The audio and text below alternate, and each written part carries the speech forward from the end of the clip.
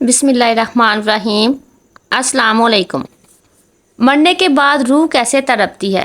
حضرت محمد صلی اللہ علیہ وآلہ وسلم نے فرمایا، میت پر سب سے زیادہ سخت حالت اس وقت ہوتی ہے جب اس کو نہلاتے وقت بسم اللہ الرحمن الرحیم سکرات سے مراد موت کی شدت اور سختی ہے، جو موت کے وقت پیش آتی ہے، اور موت سے پہلے ہر آدمی پر سکرات کی کیفیت طاری ہوتی ہے۔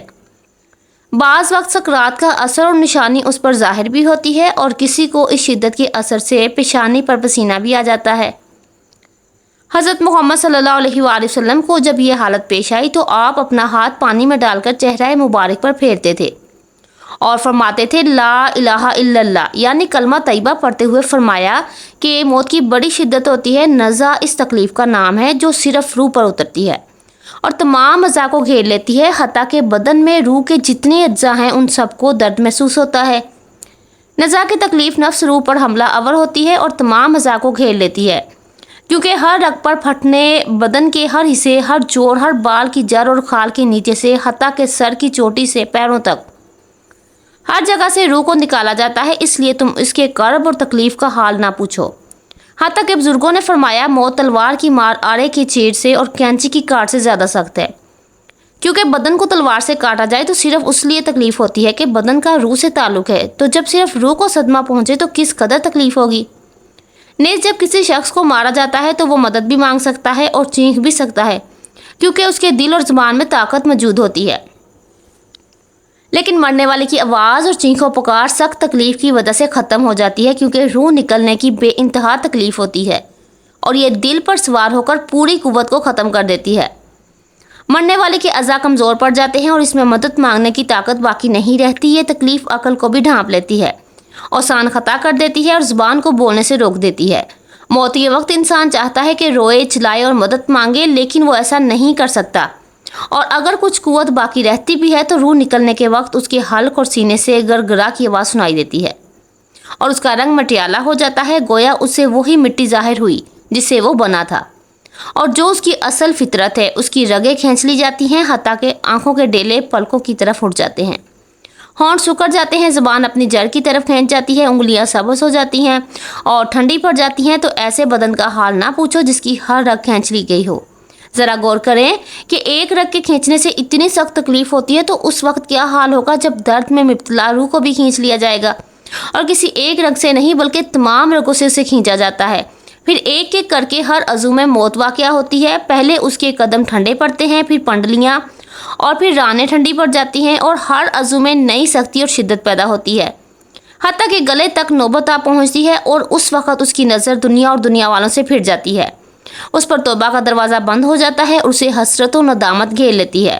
موت کے وقت مسلمان کو جو تکلیف ہوتی ہے اس پر اللہ رب العزت کی جانب سے انہیں نیکیاں عطا کی جاتی ہیں، جیسا کہ سنن ابن ماجہ میں روایت حضرت عائشہ صدیقہ رضی اللہ تعالیٰ عنہ سے مروی ہے کہ حضرت محمد صلی اللہ علیہ وآلہ وسلم ان کے پاس تشریف لائے اس حال میں کہ ان کے پاس ان کا کوئی قریبی رشتہ دار موت کی سختی میں مبتلا تھا، تو حضرت محمد صلی اللہ علیہ وآلہ وسلم نے مشاہدہ فرما کر حضرت عائشہ صدیقہ رضی اللہ تعالیٰ عنہ سے فرمایا، اپنے رشتہ دار پر غمگین نہ ہو، اس لیے کہ یہ اس کی نیکیاں ہیں۔ اس حدیث سے معلوم ہوتا ہے کہ موت کے وقت ہونے والی سختی مرنے والے کی بدعمالیوں کا ہرگز نتیجہ نہیں ہوتی۔ مسلمان کے حق میں اس پر اجر و ثواب اور گناہوں کی معافی کی امید رکھنی چاہیے۔ جب حضرت سیدنا جابر بن زید رضی اللہ تعالیٰ عنہ کی وفات کا وقت ہوا تو ان سے پوچھا گیا کہ آپ رضی اللہ تعالیٰ عنہ کو کس چیز کی خواہش ہے؟ ارشاد فرمایا گیا، حضرت سیدنا امام حسن رضی اللہ تعالیٰ عنہ کو دیکھنا چاہتا ہوں۔ حضرت سیدنا حسن رضی اللہ تعالیٰ عنہ نے فرمایا، جابر، حضرت محمد صلی اللہ علیہ وآلہ وسلم کا فرمان ہے، مومن اللہ کی طرف سے کسی بلائی پر ہوتا ہے، اگر وہ توبہ کرتا ہے تو اللہ اسے قبول فرماتا ہے، اور اگر کوئی عذر پیش کرتا ہے تو اس کا عذر قبول فرماتا ہے، اور اس کی علامت یہ ہے کہ وہ مومن روح نکلنے سے پہلے اپنے دل میں ٹھنڈک محسوس کرتا ہے۔ یہ سن کر حضرت سیدنا جابر رضی اللہ تعالیٰ عنہ نے کہا، اللہ اکبر، بے شک میں اپنے دل میں ٹھنڈک محسوس کر رہا ہوں۔ پھر دعا کی، اے اللہ، بے شک میں تیرے ثواب کی خواہش رکھتا ہوں، لہٰذا تو میرے گمان کو سچ کر دے اور میرے خوف اور گھبراہٹ کو دور فرما دے۔ پھر آپ رضی اللہ تعالیٰ عنہ نے کلمہ شہادت پڑھا اور انتقال فرما گئے۔ محترم ناظرین، انسان کی زندگی میں روح کو 3 موقع پر تکلیف پہنچتی ہے۔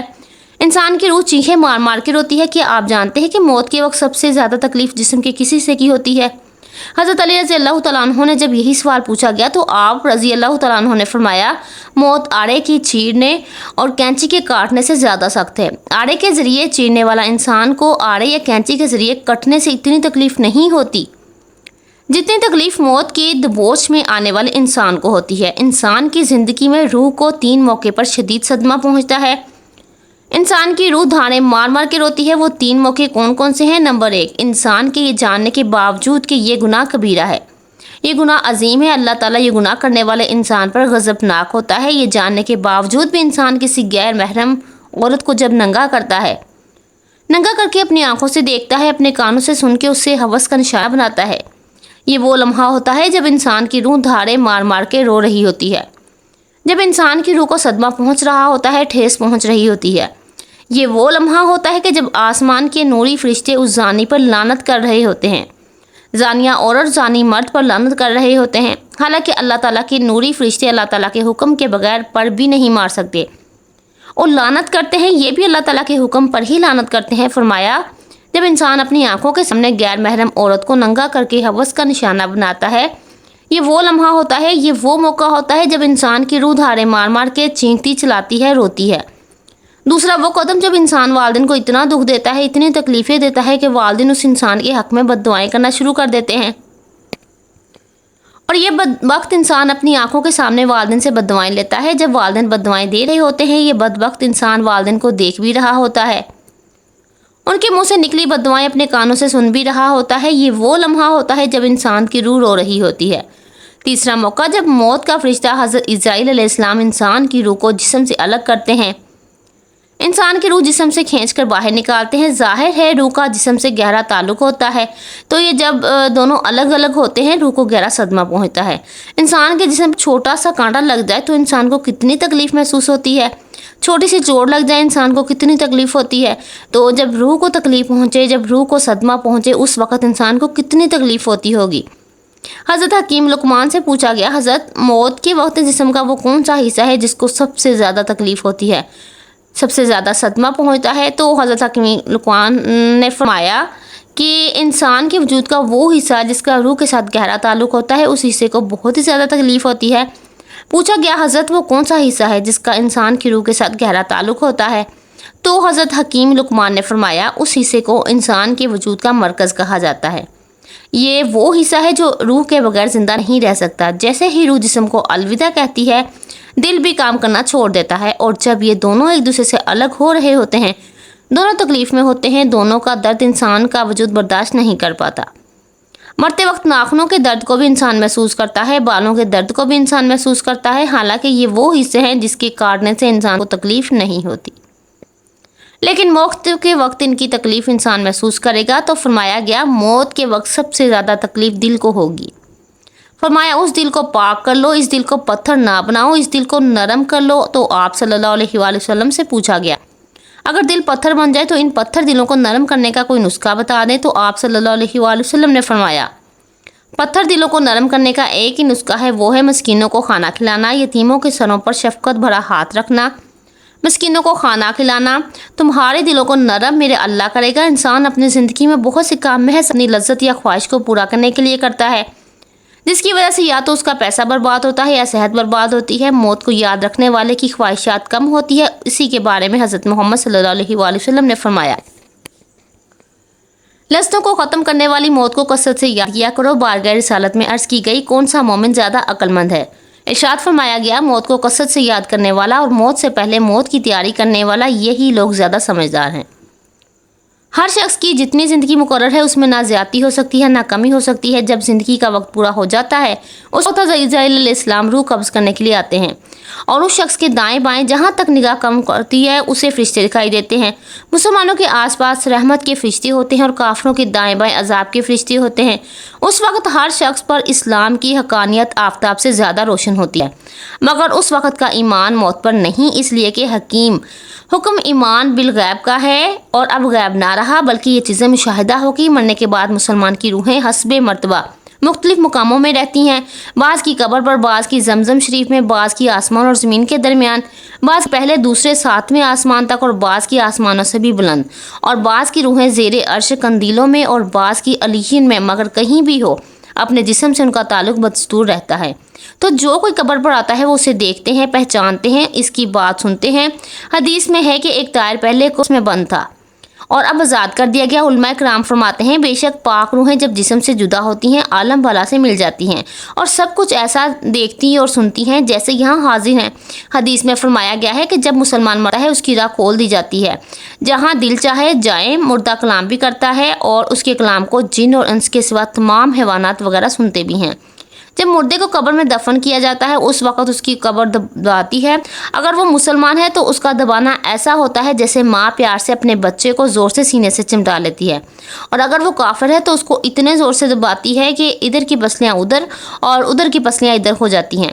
جب دفن کرنے والے دفن کر کے وہاں سے چلے جاتے ہیں تو وہ ان کے جوتوں کی آواز سنتا ہے۔ اس وقت اس کے پاس 2 فرشتے اپنے دانتوں سے زمین چیرتے ہوئے آتے ہیں اور نہایت سختی کے ساتھ کارخط آواز میں سوال کرتے ہیں۔ پہلا سوال تیرا رب کون ہے؟ دوسرا سوال تیرا دین کیا ہے؟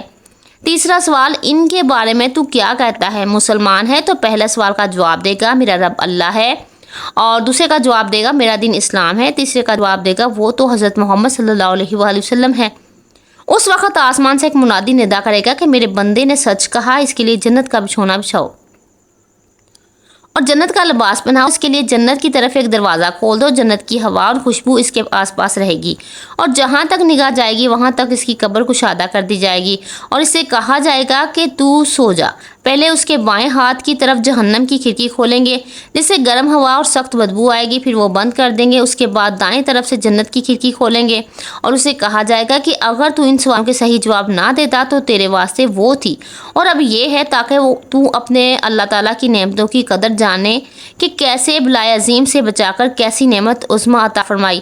اگر مردہ منکر ہے تو سب سوالوں کے جواب میں یہ کہے گا افسوس مجھے تو کچھ بھی معلوم نہیں، میں لوگوں کو کہتے سنتا تھا، خود بھی کہتا تھا۔ اس وقت ایک پکارنے والا آسمان سے پکارے گا کہ یہ جھوٹا ہے، اس کے لیے آگ کا بچھونا بچھاؤ اور آگ کا لباس پہناؤ اور جہنم کی طرف ایک دروازہ کھول دو۔ پھر اس کی گرمی کی شدت اس کو پہنچے گی اور اس پر عذاب دینے والے 2 فرشتے مقرر ہوں گے جو اندھے اور بہرے ہوں گے۔ ان کے ساتھ لوہے کا گرس ہوگا کہ پہاڑ پر اگر مارا جائے تو خاک ہو جائے۔ وہ فرشتے ہتھوڑے سے اس کو مارتے رہیں گے، سانپ اور بچھو سے عذاب پہنچاتے رہیں گے۔ امال اپنی مناسب شکل پر متشکل ہو کر کتا یا بھیڑیا اور شکل کے بن کر اس کو ایذا پہنچائیں گے۔ حضرت محمد صلی اللہ علیہ وآلہ وسلم نے فرمایا موت کو کثرت سے یاد کیا کرو کیونکہ وہ گناہوں کو زائل کرتی ہے اور دنیا سے بے رغبتی پیدا کرتی ہے۔ سیدنا حسن بصری رحمۃ اللہ علیہ فرماتے ہیں جس نے موت کی یاد دل میں بسا لی تو دنیا کی ساری مصیبتیں اس پر آسان ہو جائیں گی۔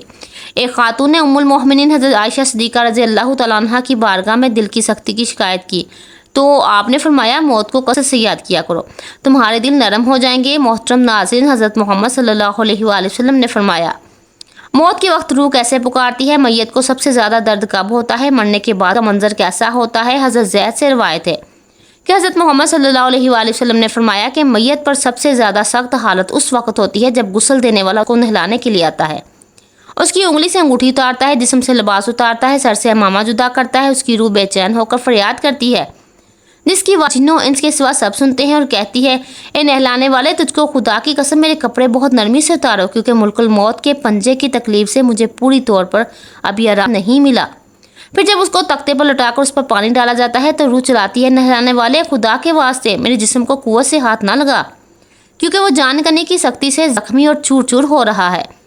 پھر جب نہلا کر اس کو کفن پہناتے ہیں اور پاؤں کی طرف سے باندھ دیتے ہیں تو روح کہتی ہے غسل دینے والے خدا کے لیے اب میرے سر کی طرف سے میرے کفن میں گرا نہ لگانا تاکہ میرے بیوی بچے اور تمام رشتہ دار دنیا میں آخری بار میری صورت دیکھ لیں، کیونکہ آج میں یہاں سے جا رہا ہوں اور اب قیامت تک یہ میری صورت نہیں دیکھیں گے۔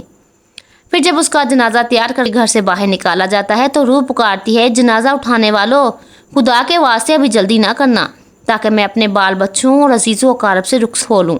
اے جنازہ اٹھانے والوں میں اپنی اولاد کو آج یتیم اور بیوی کو بیوہ چھوڑے جا رہا ہوں، خدا کے لیے میرے بعد ان کو تکلیف نہ دینا، میں اپنا گھر اور مال اور اسباب دوسروں کے لیے چھوڑے جاتا ہوں، اب یہاں کبھی واپس نہیں آؤں گا، قیامت تک کسی کی صورت نہیں دیکھوں گا۔ پھر جب جنازہ اٹھا کر لے چلتے ہیں تو میت کہتی ہے اے میرے بھائیوں میں نے آج تک جو کچھ مال و اسباب جمع کیا تھا وہ صرف میرے وارثوں کے لیے تھا، آج ان میں سے کوئی میرے گناہوں کا ذرا سا بوجھ نہیں اٹھا سکتا، ہر چیز کا حساب مجھ سے لیا جائے گا اور میرے وارث کھائیں اور اڑائیں گے۔ پھر جب نماز جنازہ کے بعد دفن سے پہلے کچھ لوگ اپنے اپنے گھر جانے لگتے ہیں تو میت کہتی ہے، میرے بھائیوں، خدا کے واسطے ابھی سے یہ ظلم نہ کرو، مرنے والا تم سے مانوس تھا اور تم دفن سے پہلے لوٹے جاتے ہو۔ پھر جب اسے قبر میں اتارا جاتا ہے تو میت کہتی ہے، میرے وارثوں، آج تک میں نے جو کچھ مال جمع کیا تھا وہ سب تمہارے لیے چھوڑا، خدا کے لیے تم مجھ کو دعائے خیر اور فاتحہ سے بلا نہ دینا۔ بزرگوں کا قول ہے، آخرت کی منزلوں میں سے قبر پہلی منزل ہے، اگر اس منزل میں نجات پائی تو اس کے بعد کی منزلیں بہت آسان ہو جائیں گی، اور اگر یہاں عذاب میں مبتلا ہوا تو آگے چل کر اس سے زیادہ سختی ہوگی۔ حدیث شریف میں ہے کہ مردہ قبر میں ایسا ہے جیسا کوئی شخص پانی میں ڈوب رہا اور مدد کے لیے فریاد کرتا ہو۔ مردہ ہر وقت اپنے ماں باپ، بہن بھائی، اولاد اور دوستوں وغیرہ سے دعائے خیر اور فاتحہ کا منتظر رہتا ہے۔ جب اس کو اس کے پسماندگان کی طرف سے کوئی تحفہ ثواب پہنچتا ہے تو اس کے لیے تمام دنیا اور جو کچھ دنیا میں ہے اس سے محبوب اور محبوب ہوتا ہے، اور اللہ تعالیٰ اس کے رشتہ داروں کی دعائے خیر کے ثواب کو قبرستان والوں پر پہاڑوں کے برابر داخل فرماتا ہے۔ موت ایک دروازہ ہے جس میں سب لوگوں نے داخل ہونا ہے۔ حضرت عثمان غنی رضی اللہ تعالیٰ عنہ جب کسی قبر پر جاتے تو اتنا روتے کہ ان کی داڑھی آنسوؤں سے تر ہو جاتی تھی۔ آپ رضی اللہ تعالیٰ عنہ سے پوچھا گیا، آپ جنت و جہنم کا تذکرہ کرتے ہوئے ہیں تو نہیں روتے مگر قبر دیکھ کر روتے ہیں؟ کہنے لگے، حضرت محمد صلی اللہ علیہ وآلہ وسلم نے فرمایا کہ قبر آخرت کی پہلی منزل ہے، لہٰذا اگر مرنے والا اس سے نجات پائے گا تو بعد کی منزل اس کے لیے کہیں زیادہ آسان ہوگی، اور اگر اس کی تکلیف سے نجات نہ پائے تو بعد کے مراحل اس سے بہت زیادہ سخت ہوں گے۔ اور فرمایا گیا کہ حضرت محمد صلی اللہ علیہ وآلہ وسلم کا ارشاد مبارک ہے کہ میں نے کبھی کوئی منظر نہیں دیکھا مگر قبر اس سے زیادہ سخت ہے کہ ہمارے لیے ان قبروں میں عبرت ہے۔ دیکھیے، مالدار، فقیر، طاقتور اور کمزور دنیا میں لوٹنے کی خواہش رکھتے ہیں، مال جمع کرنے اور محل بنانے کے لیے نہیں، بلکہ اس لیے کہ کاش ہمیں ایک نماز پڑھنے کی مہلت مل جائے، کاش ہمیں ایک دفعہ سبحان اللہ کہنے کی فرصت دی جائے، لیکن اب ناممکن ہے۔ اب اعمال نامے لپیٹ دیے گئے ہیں، روح جسم سے نکال لی گئی ہے، زندگی کی مہلت ختم ہو گئی ہے۔ اب ہر میت اپنے عمل کے مرحوم ہو کر قبر میں پڑی ہے۔ ایک حاجت مند حضرت عثمان غنی رضی اللہ تعالیٰ عنہ کے دروازے پر غروب آفتاب کے بعد آیا، ابھی اس نے دستک نہ دی تھی کہ حضرت عثمان غنی رضی اللہ تعالیٰ عنہ کی آواز اس کی کانوں میں پڑی۔ وہ اپنی اہلیہ سے شکایت کر رہے تھے کہ چراغ کی بتی تیل کے زیادہ استعمال کرنے کا سبب بن رہی ہے۔ حاجت مند نے جو سنا تو وہ سوچتا ہی رہ گا کہ وہ ایسے شخص سے کیا حاجت پوری کرنے کی توقع کرے جو تیل کی معمولی سے زیادہ خرچ ہونے پر اپنی بیوی کو سرزنش کر رہا ہے۔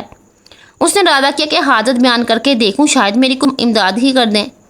دستک سن کر حضرت عثمان غنی رضی اللہ تعالیٰ عنہ باہر آئے۔ حاجت مند نے اپنی حاجت بیان کی اور لہجے میں زیادہ زور دیتے ہوئے کہا کہ ضرورت کچھ زیادہ ہی ہے۔ حضرت عثمان غنی رضی اللہ تعالیٰ عنہ نے اس شخص کا ہاتھ تھاما، بستی سے باہر لے گئے جہاں آپ سامان تجارت بڑی تعداد میں رکھا ہوا تھا۔ فرمایا، سب تیری نظر ہے، کیا اس سے تمہاری ضرورت پوری ہو جائے گی؟ تو وہ شخص حیران ہوا اور ہکا بکا دیکھتا رہ گیا۔ چنانچہ اس نے عرض کی، حضرت، یہ سب کچھ میری ضرورت سے زیادہ ہے۔ امیر المومنین نے فرمایا، مجھے خوشی ہے کہ یہ تمہاری ضرورت سے کم نہیں۔ اس شخص نے کہا، اے حضرت، ایک بات بتائیے، چراغ کی بتی قدرے موٹی ہو جانے پر آپ اپنی زوجہ محترمہ کو سرزنش کر رہے تھے، حالانکہ چراغ اس قدر روشنی رکھنے میں شاید صرف 1 درہم کا تیل استعمال نہ ہوتا ہو، وہ تو آپ کو گوارا نہ ہوا اور یہاں ہزاروں کا سامان مجھے بلا تحمل دے رہے ہیں۔ تب آپ نے فرمایا، بھائی، چراغ میں تیل کا زیادہ اسراف ہے اور زیادہ اسراف اللہ تعالیٰ کو پسند نہیں ہے، اور مجھے اللہ کے حضور صلی اللہ علیہ وآلہ وسلم اپنے اعمال کی فکر رہتی ہے، یہاں مجھے فکر اعمال لاحق ہوتی ہے، اس لیے میں نے سرزنش کی سامان تمہیں اللہ کی خوشنودی کے لیے صدقہ دیا ہے، اس پر اجر کی امید ہے اور وہاں پر حساب کا خوف ہے۔ اللہ تعالیٰ سے دعا ہے کہ اللہ تعالیٰ ہم سب کو دین کی سمجھ نصیب فرمائے اور ہمارا خاتمہ ایمان پر فرمائے۔ محترم ناظرین، کمنٹ باکس میں اللہ تعالیٰ کے 99